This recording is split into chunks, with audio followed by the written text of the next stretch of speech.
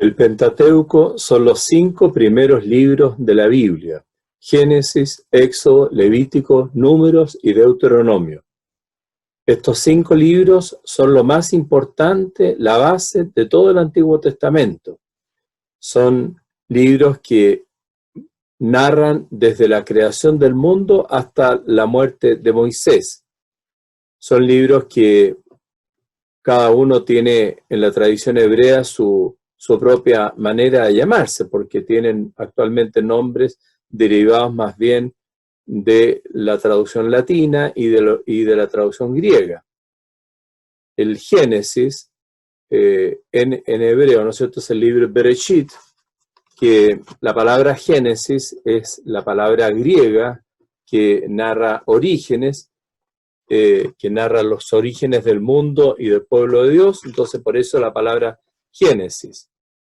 En el concepto hebreo, Bereshit es la primera palabra de la Biblia, significa en el principio.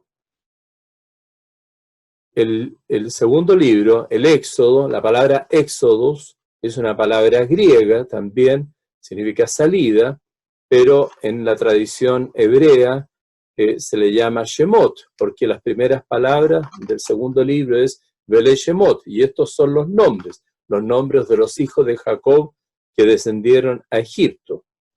El tercer libro, el Levítico, se le llama Levítico justamente también por la denominación griega, y de ahí el latín Levíticos, pero en realidad el nombre en hebreo, ¿no es cierto?, era Vayikra, y llamó, porque llamó Dios a Moisés ahí en el Sinaí para revelarle todos los misterios de la liturgia y del culto.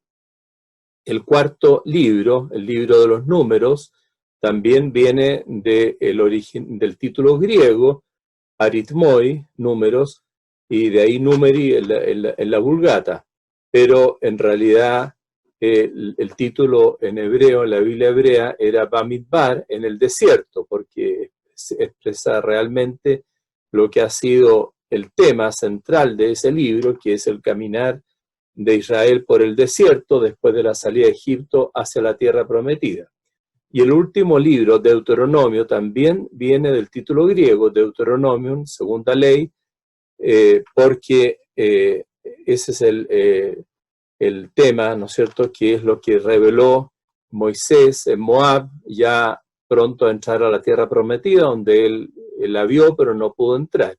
Pero en realidad ese libro, en el texto hebreo, ¿no es cierto?, Vaidaber, el nombre es Vaidaber, y habló Moisés. Bueno, estos nombres, estos libros, son libros que todos forman parte de la Torá, en la tradición, ¿no es cierto?, la ley, a pesar de que la palabra Torá en realidad viene del verbo yará, enseñar. Entonces sería más bien la enseñanza, la doctrina, pero tradicionalmente se tradujo por ley, y por eso el Nuevo Testamento habla de nomos, la ley, nomos kai profetai, la ley y los profetas. Entonces la ley se refiere justamente al Pentateuco. La palabra Pentateuco en realidad significa 5 estuches, es una palabra, un título griego, 5 estuches, y de ahí vienen los 5 rollos, porque los rollos se guardaban en esas fundas, o estuches, o vainas, y entonces quiere precisar que son exactamente 5 los libros. Pero en la exégesis moderna hay autores que prefieren hablar más bien de hexateuco, y hay otros que prefieren hablar de tetrateuco. Esto no es un tema irrelevante, hablar de hexateuco, hablar de 6 libros, porque estos autores como Wellhausen y von Rad, son autores más bien protestantes, estos autores sostienen que el tema central de estos primeros libros es el tema de la tierra, de la Eretz, la tierra que fue prometida por Dios a los patriarcas y que fue conquistada por el pueblo de Israel a través de Josué. Entonces consideran que este libro, el libro de Josué, forma necesariamente parte de los primeros libros, y por eso hay que hablar de 6 libros y hay que hablar entonces de un hexateuco y no de un pentateuco.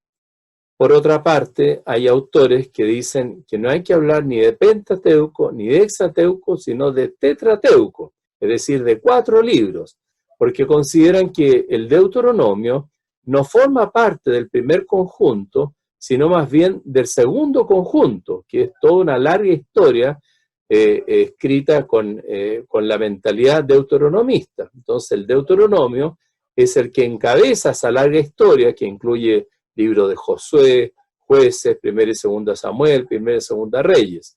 Entonces ese conjunto de libros de la historia deuteronomista tiene como inicio el Deuteronomio y por lo tanto quedarían solamente 4 libros al comienzo de la Biblia que serían tetrateucos. Esa es la tesis de Martin Knott, que tiene también algunos argumentos filológicos interesantes, como los libros de la Biblia que empiezan en hebreo por el Vau, que es la conjunción I, que los conecta a libros anteriores, que eso pasa con Éxodo, con Levítico, con Número, pero no pasa con Deuteronomio, que no empieza por Vau, sino que se ve que ahí hay un salto, un corte, y que hay otro comienzo. Entonces, por eso es que Martin Knott y otros exégetas hablan entonces de tetrateuco.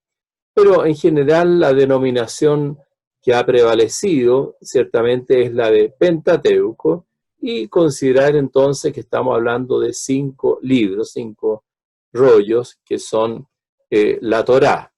Estos libros siempre se ha considerado vinculados a la figura de Moisés, que ha sido el gran origen humano de Israel en el sentido de el gran libertador en el Éxodo y el gran legislador en el desierto, y entonces se habla de que él habría sido el autor de la ley, el autor del Pentateuco.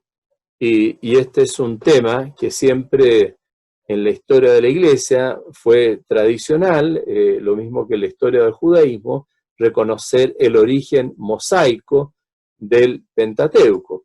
Siempre también había algunos autores que hablaban de que textos como la muerte de Moisés o el enterramiento, la sepultura de Moisés, no podría haber sido narrada por el propio Moisés. Entonces, siempre se sacaban textos o se consideraban que había textos del Pentateuco que no tendrían propiamente origen mosaico.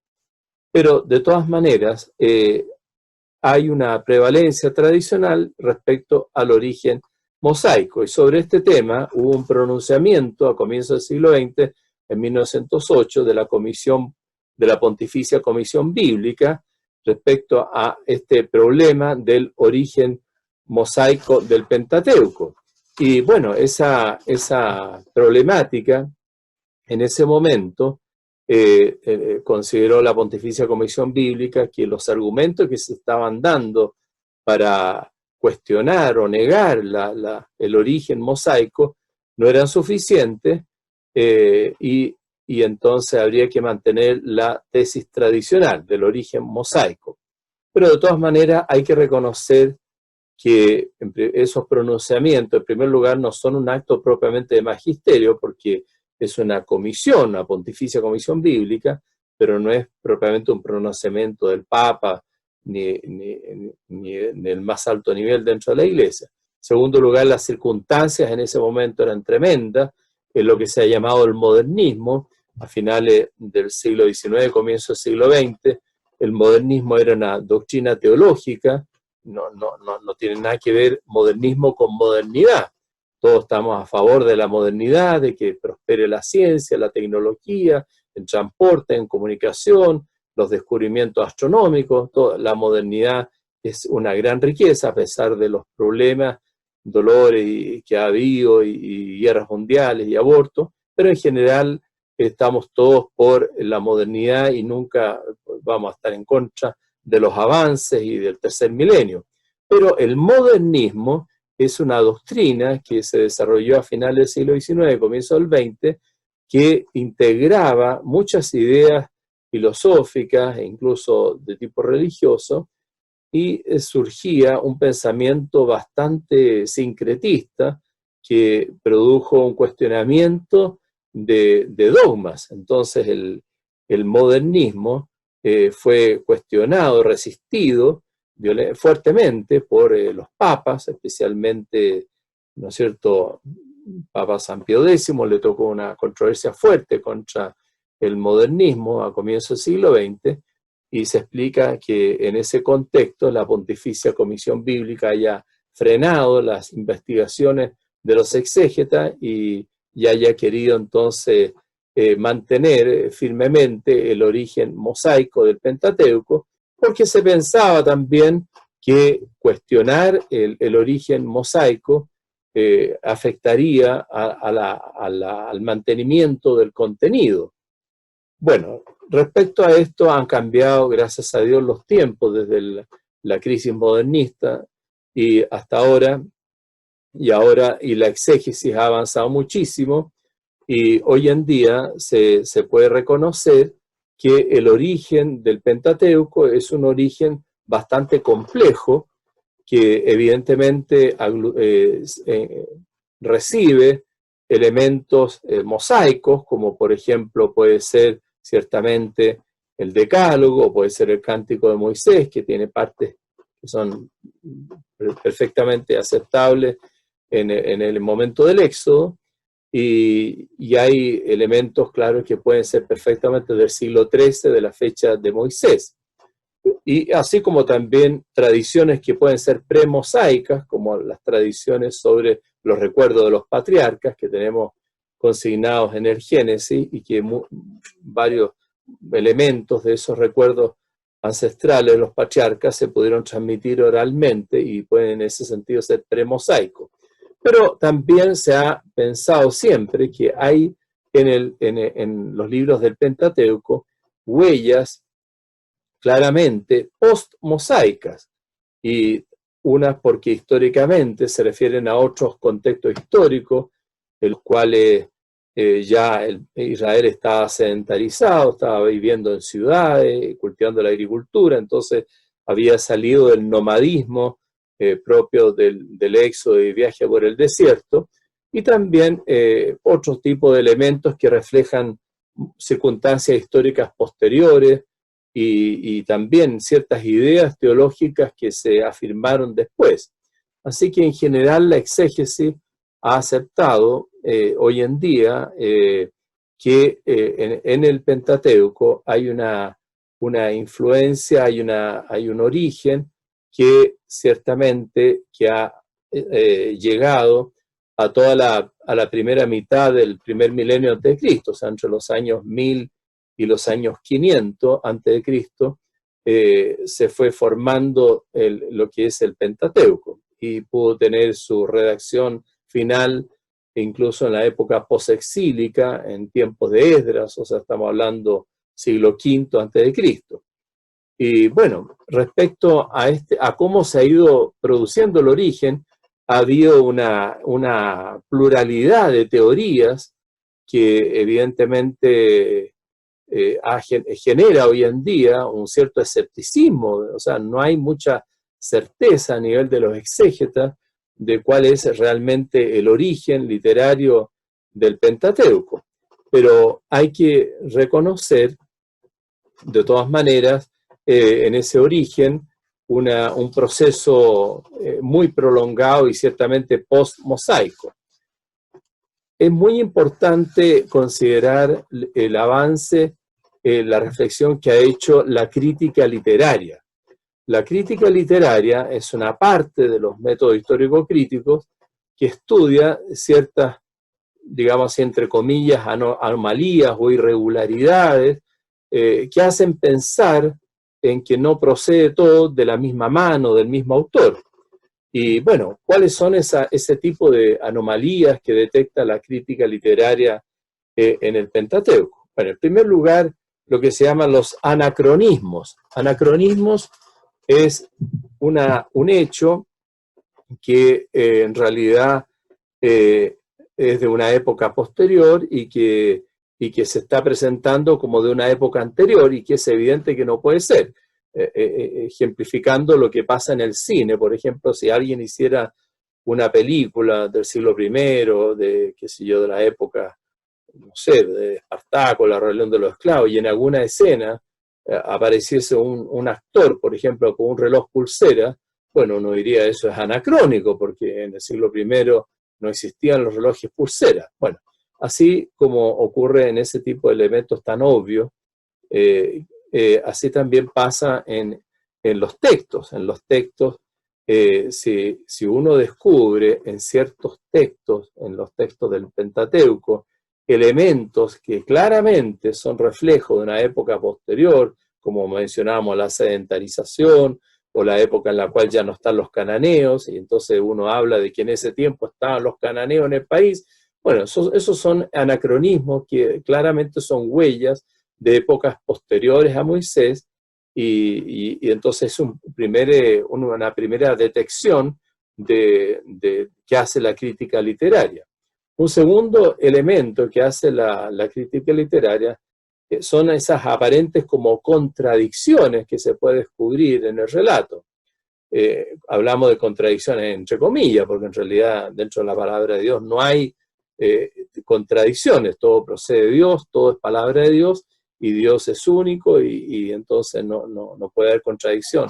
Pero de todas maneras, literariamente uno puede captar aparentes contradicciones. Por ejemplo, en qué momento se crean los animales, si es antes del hombre o después del hombre. Génesis 1 dice que fueron creados antes del hombre, Génesis 2 dice que fueron creados después del hombre. Entonces uno dice, ahí hay una contradicción, aparentemente es una contradicción. O, por ejemplo, si pensamos cuántas parejas de animales entraron en el arca de Noé. Entonces hay algunos textos, como Génesis 7:15, que habla de una pareja de cada especie. En cambio, Génesis 7:1 habla de 7 parejas de cada especie animal. Bueno, uno dice, ahí hay una diferencia, una contradicción.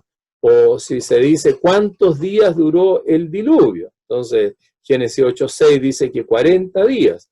Génesis 8:24 dice que 150 días. Bueno, entonces son diferencias. Por supuesto, hay algunas que son muy secundarias, pero esas aparentes contradicciones hacen pensar en que no procede todo de la misma mano, del mismo autor, sino que hay en el Pentateuco orígenes plurales, diversas intervenciones, distintas manos, distintos autores, distintas épocas. Hay muchos ejemplos que se pueden dar de esas aparentes contradicciones.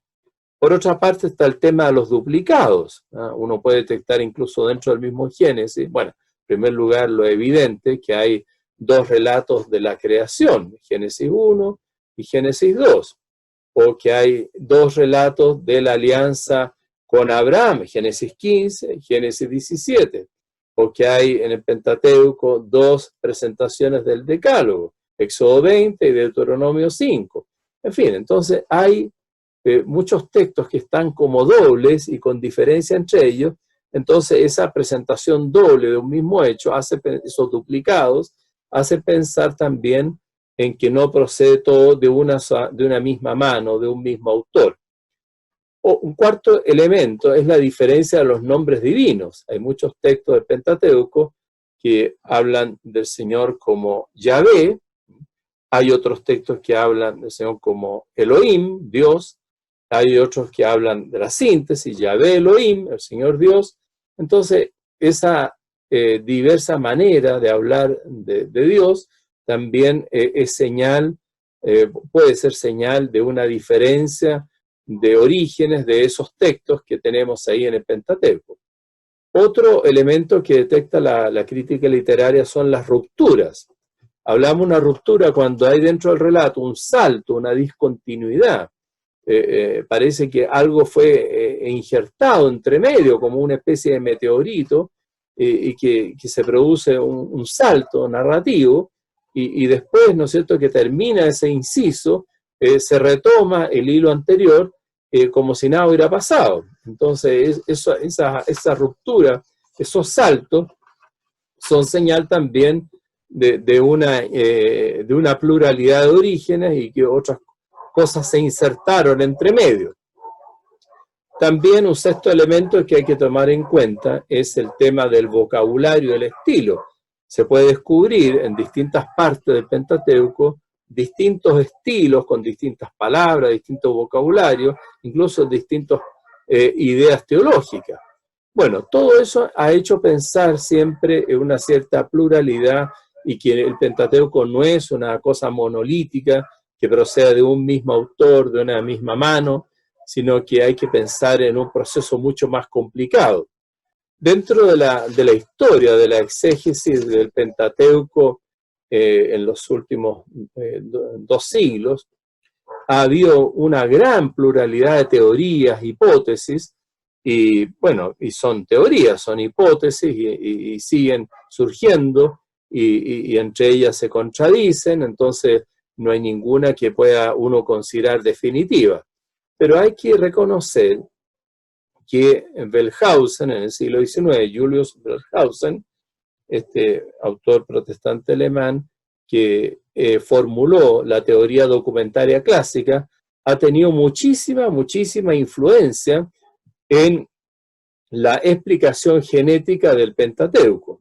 Entonces, aun cuando hay autores anteriores a él, como Astrup, en fin, y autores posteriores y que contradicen eso, y que ya no hablan de teoría documentaria, sino que hablan de fuentes o de tradiciones, pero en general es bueno saber, estar informado de la teoría de la hipótesis de Wellhausen, porque tuvo una influencia tremenda, es el que más ha influido en la exégesis del Pentateuco.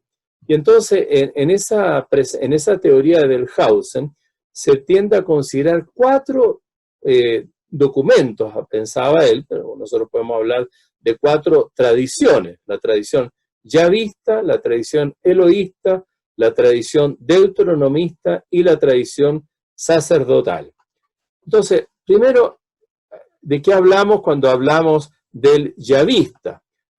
Se pensaba que habría algún autor anónimo de la época de Salomón, que fue una época de desarrollo cultural, porque Salomón organizó en su corte, incorporó funcionarios, eruditos, escribas, que llevan la correspondencia diplomática, en fin. Y entonces, dentro de ese mundo intelectual que estaba presidido por el propio rey, por Salomón, que era un hombre culto y que amaba la sabiduría, entonces habría habido un autor que hizo una primera elaboración de las tradiciones espirituales y religiosas de Israel.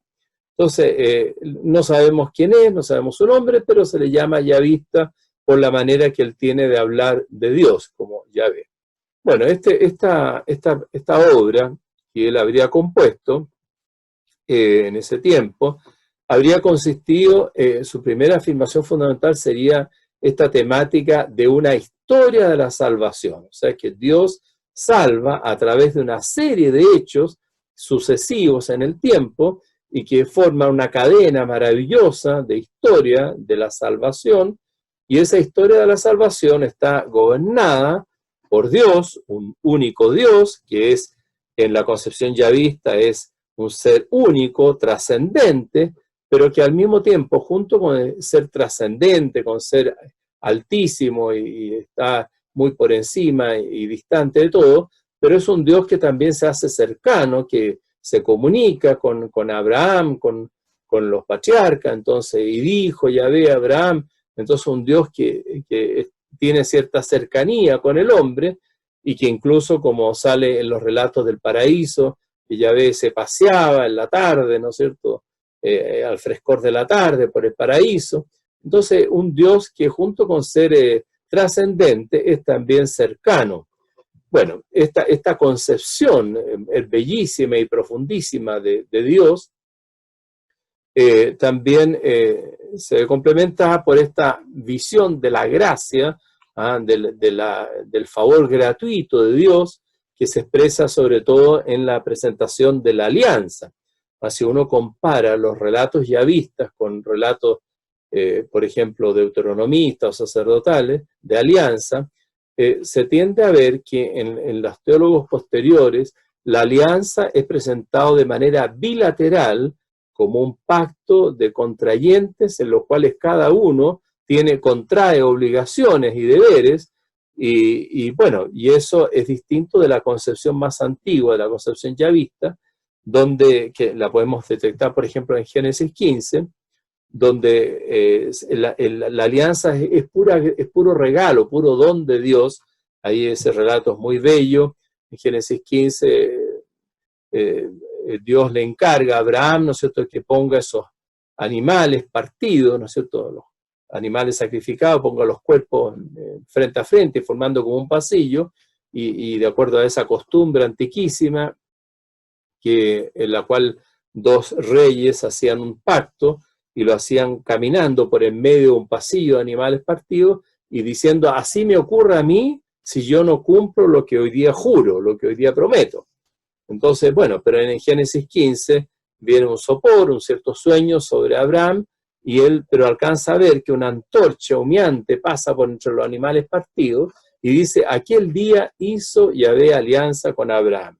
Entonces se ve que la alianza, el único que pasó por los animales partidos, el único que realmente contrajo, que prometió, que juró, es Dios. Entonces pura gratuidad, puro regalo de Dios, y lo que se espera del hombre es sencillamente la fe, que acepta el regalo, que reciba ese don.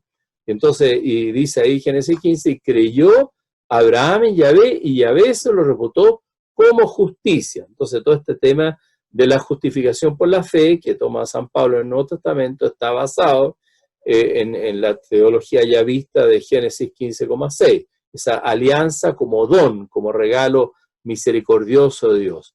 Bueno, el yavista tiene una visión universalista que ve cómo Dios quiere la salvación de todos los pueblos, de la universalidad de las naciones, pero esa salvación llega a todos los pueblos de una manera mediatizada, o sea, pasando por intermediarios que es en el fondo Israel. Ahí se suele hablar, al comentar este aspecto de la teología yavista, se suele hablar de círculos concéntricos, un gran círculo, el que la salvación prometida a toda la universidad de los pueblos, tal como lo tenemos en Génesis 3,15, en el protoevangelio, en la cual Dios, ¿no es cierto?, dice a la serpiente, enemistad pondré entre ti y la mujer, entre su linaje, entre tu linaje y el suyo, entonces, él te aplastará la cabeza.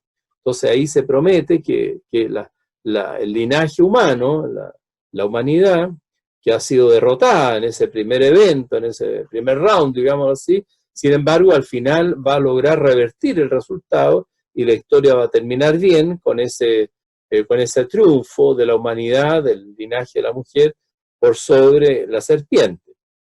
Entonces, es una buena noticia, un protoevangelio, y esa buena noticia es para toda la humanidad, para todos los pueblos. Entonces hay una promesa de salvación universal, pero esa salvación va a llegar a todos pasando por un pueblo concreto, y eso es lo que tenemos en Génesis 12, cuando Dios elige a Abraham y le promete, por ti se bendecirán todas las razas de la tierra. O sea, la salvación es para todos los pueblos, pero por ti, o sea, por ti mismo, por tu descendencia, o sea, por Israel, formado a partir de Abraham. Entonces ese es como el signo, el sacramento de salvación universal, es entonces una salvación mediatizada que llegará a todos los pueblos a partir de un pueblo que es el pueblo de Dios. Bueno, después el círculo sigue otro círculo concéntrico menor, que es lo que se refiere a la elección de Judá. O sea, Israel es verdad que tiene 12 tribus, pero de esas 12 hay una que es central, en la tribu de Judá. Y por eso que en Génesis 49, cuando Jacob antes de morir hace esas bendiciones en las cuales da el futuro de cada una de las tribus, respecto a Judá tiene palabras muy importantes. Dice, no se irá de Judá el báculo, el bastón de mando de entre sus rodillas, hasta que venga aquel a quien rindan homenaje a las naciones. Entonces ahí se ve que la primacía va a ser siempre de la tribu de Judá por sobre las demás, y que es de Judá de donde va a salir en definitiva el futuro Salvador, ¿no es cierto?, a quien rindan homenaje a las naciones. Entonces ahí se ve cómo este círculo concéntrico, de nuevo, ¿no es cierto?, esta mediación de la salvación, que es para todo Israel y a través de Israel para todos los pueblos, pero pasando por una tribu concreta, una de las 12 tribus, que es la tribu de Judá. Y bueno, dentro de la tribu de Judá hay una familia elegida, que es la familia de David, la dinastía davídica, y por eso en el libro Números, número 24,19, se habla, ¿no es cierto?, lo veo, pero no para ahora, ¿no es cierto? Una estrella surge de Jacob, un cetro surge de Israel. Entonces ahí se habla del rey, del rey de Israel, como fuente de salvación para todo el pueblo y para toda la humanidad, y ese rey de Israel es el hijo de David que va a esa dinastía, a esa familia davídica, va a llegar a una cumbre, y esa cumbre es el Mesías, el futuro Salvador. Entonces el yavista es como el fundamento del mesianismo, en cierta manera, y tiene esa concepción de una salvación universal, pero mediatizada.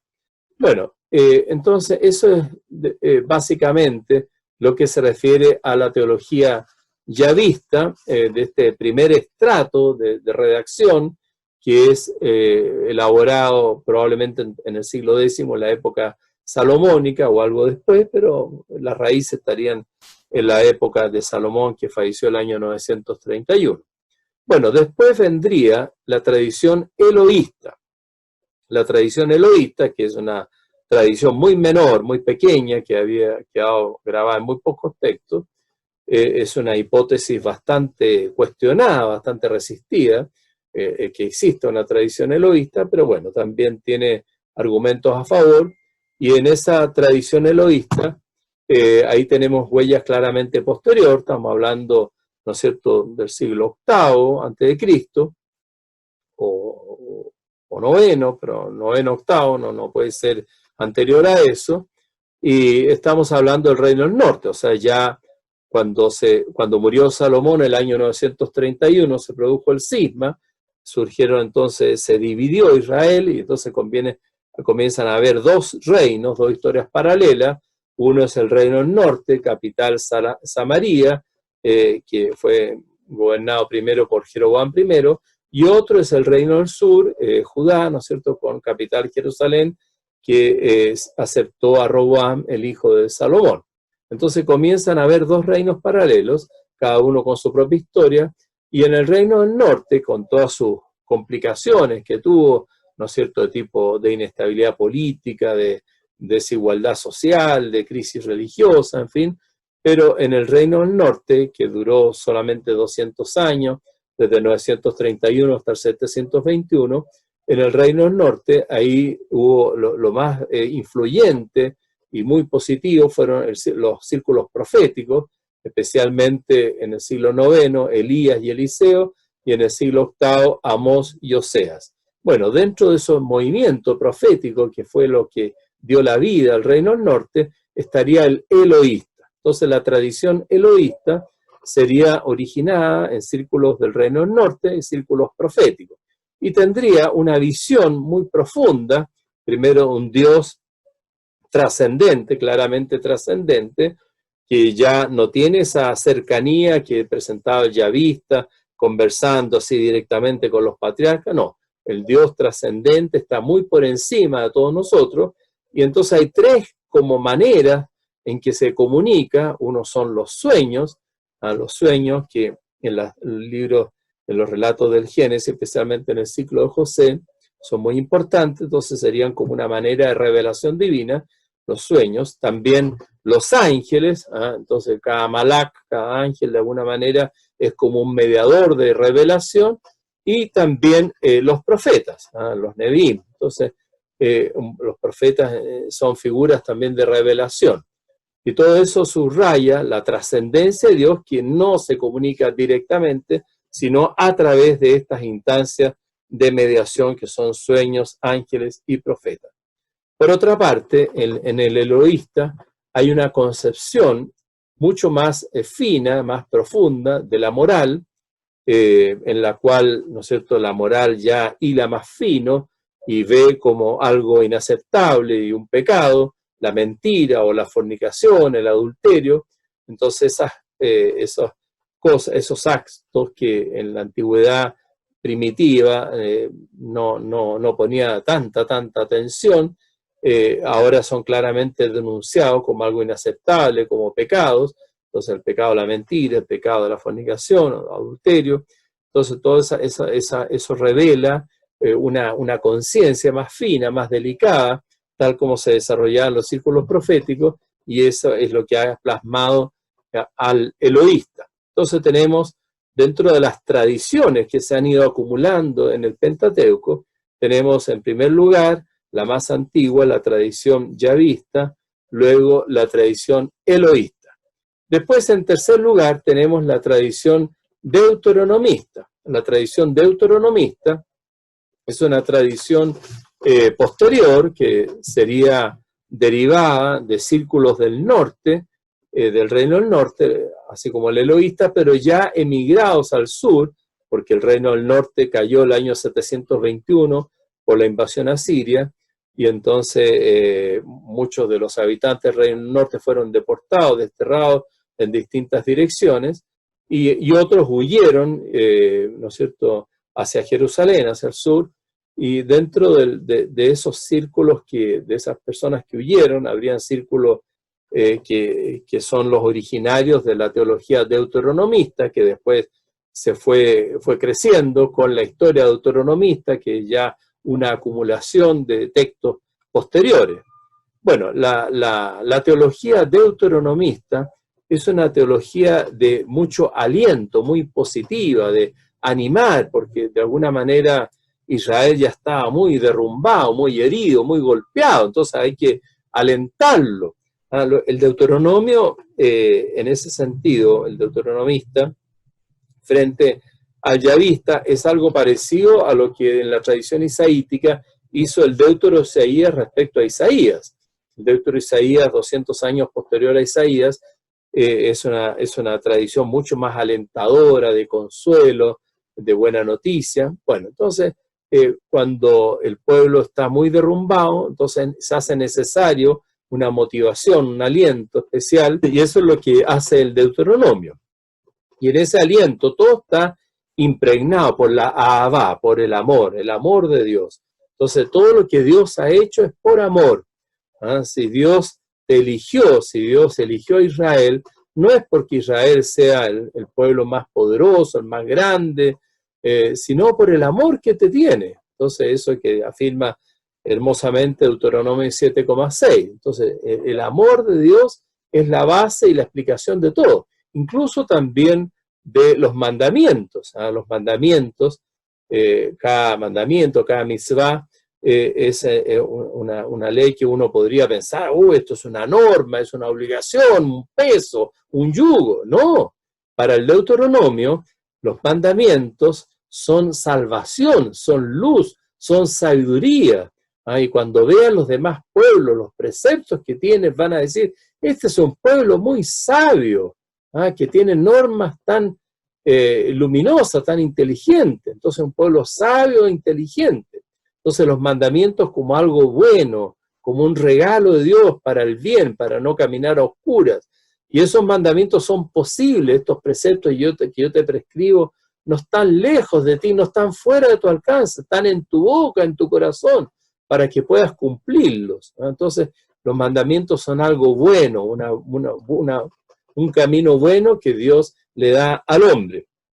Y esos mandamientos existen porque está en la base el hombre que es libre. O sea, esta teología de los dos caminos, que he aquí que pongo ante ti la vida y la muerte. Elige el bien para que vivas. Entonces, el Deuteronomio tiene claro que el hombre tiene alternativas, que es un ser libre, que tiene que tomar decisiones, y que lo que él viva es lo que él elige vivir. Entonces, la elección libre es la que explica que haya entonces esta motivación a cumplir los mandamientos, para que el hombre, que no está determinado, no está forzado, sino que tiene que tomar decisiones adecuadas, entonces tome buenas decisiones. Bueno, dentro de la teología deuteronomista, la salvación de Dios bueno, como el Deuteronomio, el deuteronomista es teología del norte, y dentro de la teología del norte hay matices diferentes a la teología del sur. Una vez que se dividieron los dos reinos, después en el CIMA, 931, se desarrollaron matices teológicos distintos en el norte que en el sur. En el norte, la concepción teológica está anclada en estos acontecimientos impresionantes del pasado, como fueron el Éxodo, el camino por el desierto y el don de la tierra, la conquista de la tierra. Entonces siempre estos temas están retornando en la teología del norte, ¿no es cierto? La salida de Egipto, Dios que te sacó de Egipto, el camino por el desierto y la llegada a esta tierra buena, ¿no es cierto?, que emana leche y miel. Eso es muy característica de esos tres pilares en la teología del norte. La teología del sur tiene como dos pilares muy notorios. Uno es la elección de Jerusalén, de la ciudad santa, de Sion, porque Dios vive ahí, Dios reside en Sion. Entonces Sion es un lugar especial, no es como el resto de la geografía. Dios vive ahí y todo ser humano que quiere encontrarse con Dios tiene que ir a Sion, tiene que ir a Jerusalén. Entonces esta peregrinación hacia Jerusalén, y que Jerusalén es una ciudad santa, una ciudad también protegida por Dios, que no va a caer. Entonces esta visión tan especial de la ciudad santa, lo que se llama la teología de Sion, que se expresa también en todos los salmos de Sion, y bueno, y en los profetas del sur, es típica del reino del sur.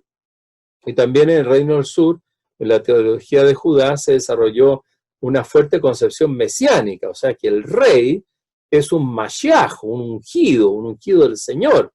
Y el rey, ¿no es cierto?, el hijo de David, el miembro de la dinastía davídica, en el momento de su entronización ha sido impregnado del Espíritu y ha pasado a sentarse a la derecha de Dios, al sentarse en el trono, y Dios lo asiste, lo protege, y de alguna manera Dios habla a través del rey, y el rey es una persona sagrada, intocable, y líbreme Dios de levantar mis manos contra el ungido del Señor.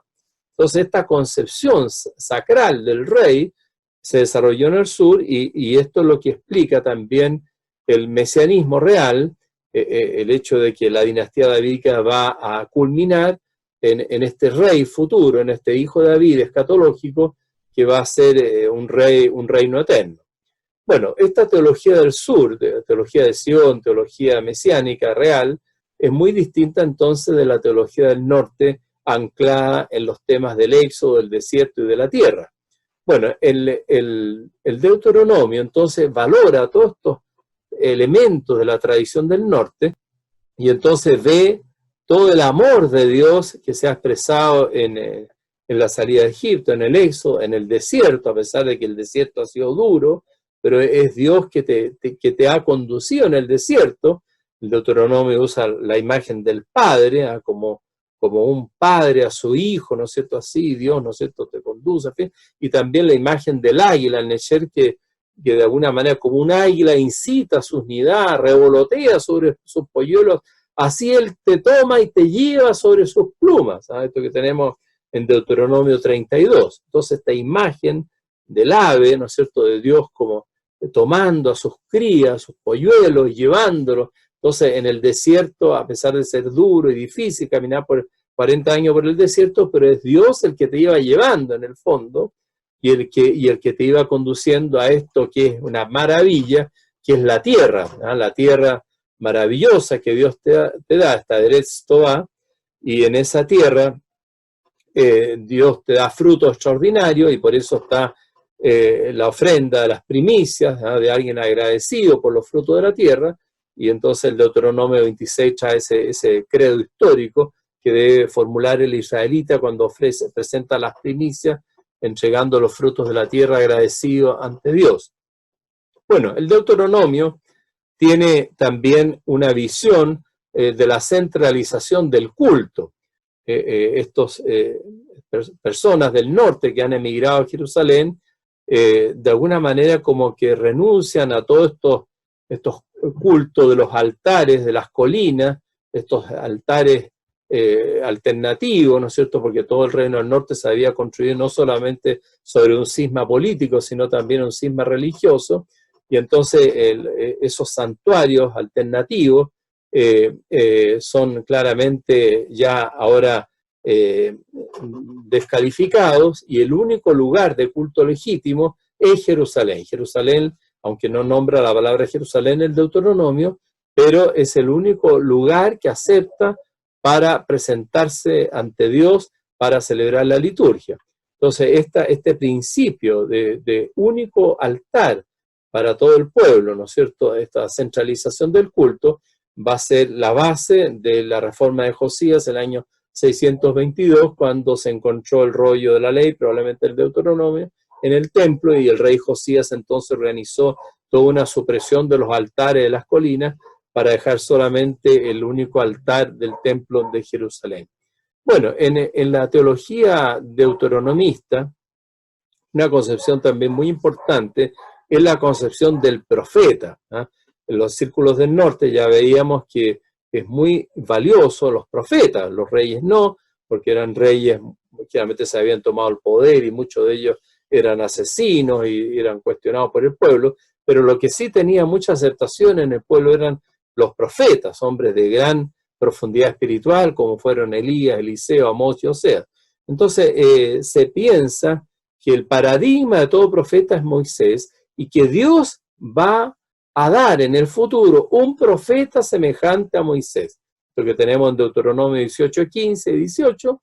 Entonces, este anuncio de una especie como de Mesías profético, que es justamente lo que se ve en el Nuevo Testamento, que se cumple en Jesucristo, como se ve en Juan 6, después de la multiplicación de los panes. Este es verdaderamente el profeta que iba a venir al mundo.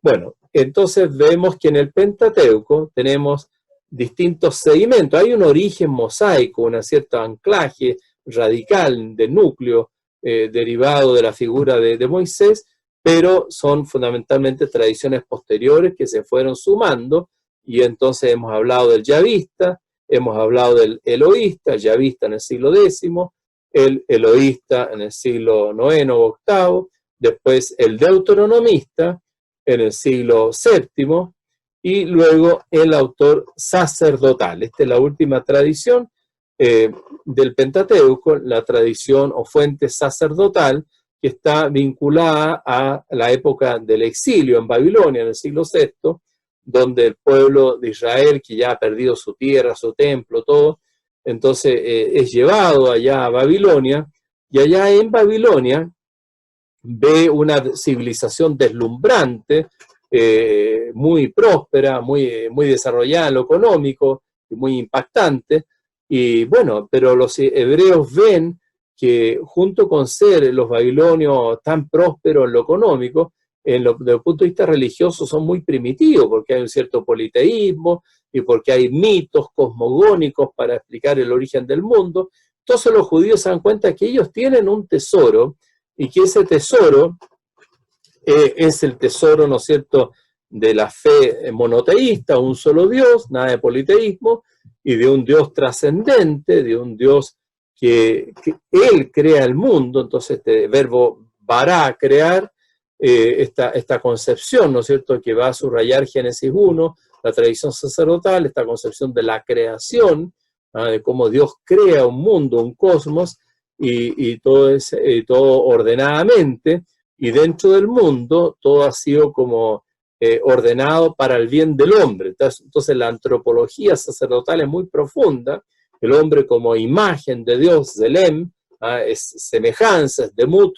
Entonces la imagen y semejanza, el hombre que es imagen de Dios porque es el Señor, ¿no es cierto?, del mundo, de la creación, porque es también fecundo, porque puede, si no crea, pero por lo menos procrea, y también porque puede ser amigo de Dios, un ser litúrgico, religioso, y también por su alma espiritual, que lo hace también imagen de Dios. Entonces, esta antropología sacerdotal muy profunda es la que explica también el énfasis que pone la tradición sacerdotal en lo litúrgico, y por eso todo el libro del Levítico, vinculado a la tradición sacerdotal, es una estructuración del culto, porque el hombre necesita del culto, necesita de la liturgia para tener paz, para tener alegría. Entonces el autor sacerdotal subraya esta dimensión religiosa, litúrgica y orante del hombre. Esas son en definitiva las tradiciones del Pentateuco, la tradición yavista, eloísta, deuteronomista y sacerdotal, que como digo, el sistema antiguo de Wellhausen, desarrollado en el siglo XIX, en la teoría documentaria ha sido muy, muy corregida, muy cuestionada, pero de todas maneras sigue teniendo pervivencia esta concepción que es importante conocer, estar informado de la concepción de la tradición yavista, eloísta, deuteronomista y sacerdotal.